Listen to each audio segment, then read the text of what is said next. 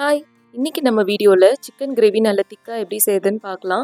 Channel இன்னும் subscribe பண்ணாமல் இருந்தீங்கன்னா சப்ஸ்கிரைப் பண்ணி வீடியோவும் பிடிச்சிருந்ததுன்னா நிறைய பேருக்கு ஷேர் பண்ணி சேனலுக்கு சப்போர்ட் பண்ணுங்கள். நான் இன்றைக்கி 1/2 கிலோ அளவு சிக்கனுக்கு வந்து எப்படி செய்யுதுன்னு காமிக்க போகிறேன்.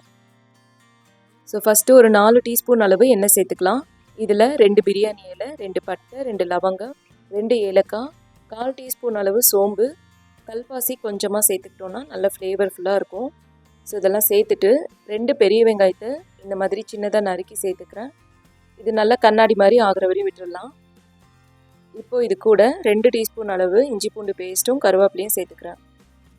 இஞ்சி பூண்டு பேஸ்ட் பச்சை வாசனை போகிற வரையும் விட்டுட்டு இது கூட தேவையான மசாலா 4 டீஸ்பூன் அளவு மஞ்சத்தூள், 2 டீஸ்பூன் மல்லித்தூள், மிளகாத்தூள் காரத்துக்கு ஏற்ற மாதிரி சேர்த்துட்டு நல்லா கலந்து விட்டுடலாம்.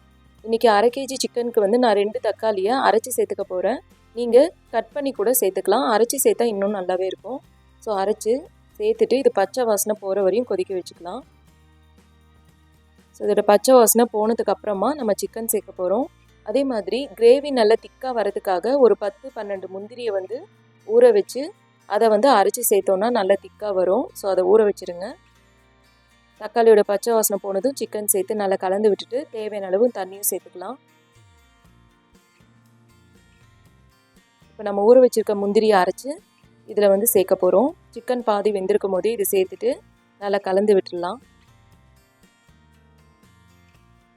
இது கூடவே 1 teaspoon garam masala, 1 teaspoon chicken மசாலாவும் சேர்த்து கொஞ்சமாக பெப்பர் சேர்த்து ஒரு 20 நிமிஷம் நல்லா கொதிக்க வச்சு எடுத்தீங்க அப்படின்னா நல்ல திக்கான கிரேவி வந்து நம்மளுக்கு ரெடி ஆகிடும். ஸோ இதில் முந்திரியெல்லாம் சேர்த்துருக்கிறதுனால டேஸ்ட் ரொம்ப ரிச்சாகவே இருக்கும். குழம்பு ஆறுனதுக்கப்புறம் இன்னும் நல்லா கெட்டியாகிடும். கண்டிப்பாக ட்ரை பண்ணுங்கள். ஃபைனலாக மல்லி இலை தூவி இறக்கிட்டோன்னா சூப்பரான கிரேவி ரெடி. அடுத்த வீடியோவில் பார்க்கலாம். பாய்.